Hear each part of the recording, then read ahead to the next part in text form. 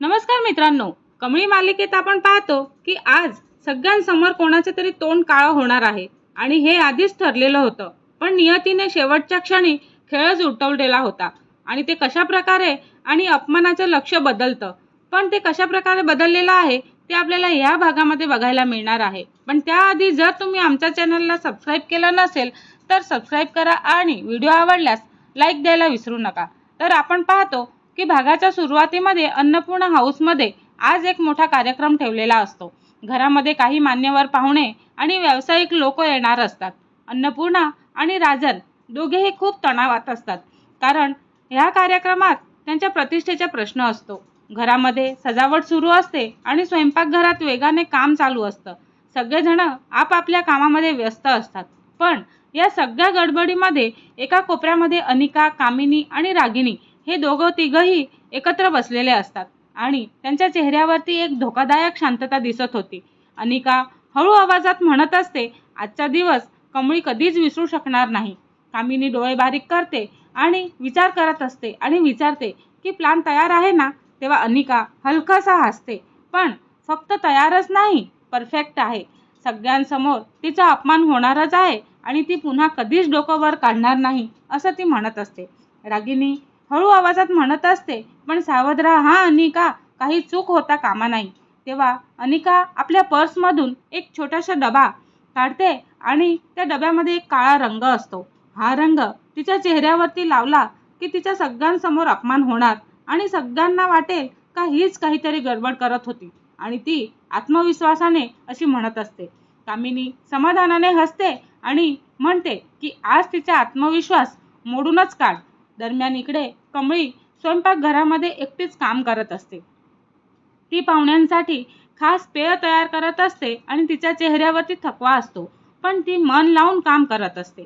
तेवढ्यातच तिला असं जाणवतं की कोणीतरी तिच्याकडे पाहत आहे. ती मागे वळून पाहते, पण कुणीच तिला दिसत नाही. पुन्हा ती कामाला लागते आणि दुसऱ्या बाजूला अनिका सावकाशच स्वयंपाकघरामध्ये शिरते आणि तिच्या हातात तोच काळ्या रंगाचा डबा असतो. ती मनामध्ये म्हणत असते, कमळी, आज तुझा शेवटचा सन्मान आहे आणि हा दिवस तुझा शेवटचा आहे. ही हळूहळू कमळीच्या मागे येते आणि कमळी ते हातात घेऊन बाहेर जाणार. इतक्यातच अनिका वेगाने तिच्या चेहऱ्यावरती काळा रंग फासण्याचा प्रयत्न करते, पण त्याच क्षणी कमळीला तिच्या सावलीची जाणीव होते आणि ती पटकन मागे वळते. क्षणभर दोघींचे हात एकमेकांवरती आदळतात आणि पुढच्याच क्षणी आपण पाहतो की तो काळा रंग हवेतच उडतो आणि सरळ अनिकाच्या चेहऱ्यावरती पसरतो. क्षणभर सगळं तिथेच थांबून जातं आणि अनिकाचं संपूर्ण तोंड काळं झालेलं असतं. त्याच क्षणी हॉलमध्ये उभे असलेले पाहुणे आत डोकावतात आणि सगळ्यांच्या नजरा अनिकावरती खेळतात. हे काय झालं, कुणीतरी मोठ्याने म्हणतं आणि अनिका काही क्षण स्तब्ध तिथेच उभी राहते आणि तिच्या डोळ्यामध्ये अविश्वास असतो. ती आरशाकडे धाव घेते आणि स्वतःचा चेहरा पाहताच किंचाळायला लागते. नाही नाही, हे कसं झालं, हे कसं शक्य आहे. हॉलमध्ये कुजबुज सुरू होते. पाहुणे एकमेकांकडे पाहून हसू लागतात आणि दाबत असतात. अन्नपूर्णा पुढे येते आणि तिच्या चेहऱ्यावरती संताप असतो. अनिका, हे काय चाललेलं आहे, ती कठोर आवाजामध्ये विचारते. अनिका काही बोलू शकत नाही आणि तिचे हात थरथरत असतात. तेवढ्यातच एक नोकराणी घाबरतच पुढे येते आणि म्हणते, मॅडम, मी पाहिलेलं आहे. अनिका मॅडम कमळीच्या मागे गेल्या होत्या आणि त्यांच्या हातामध्ये हा काळा रंग होता. क्षणातच सगळ्यांच्या नजरा अनिकावरती खेळतात. कामिनी आणि रागिनींचा चेहरा पांढरा पडतो. अन्नपूर्णा रागाने म्हणत असते, म्हणजे तू कमळीचा अपमान करण्याचा प्रयत्न करत होतीस ना. तेव्हा अनिका काहीच बोलू शकत नाही आणि कमळी शांत तिथे उभी असते. तिच्या चेहऱ्यावरती ना राग ना आनंद, फक्त शांत पण आत्मविश्वास असतो. ती हळू आवाजात म्हणत असते, दुसऱ्यांना खाली लेखण्याचा प्रयत्न केला की आपणच खाली पडायची वेळ येते. अनिकाचा राग आता उफाळूनच येतो आणि ती कमळीकडे रोखून पाहते आणि म्हणते, हे अजून संपलेले नाही कमळी, मी तुला सोडणार नाही. तेव्हा तेवढ्यातच एक अनपेक्षित घटना घडते. हॉलमधील CCTV स्क्रीनवरती अचानकच सुरू होतो आणि त्यावरती स्पष्ट दिसत असतं की अनिका स्वयंपाकघरात शिरताना हातात काळा रंगाचा डबा तिच्या हातामध्ये आहे.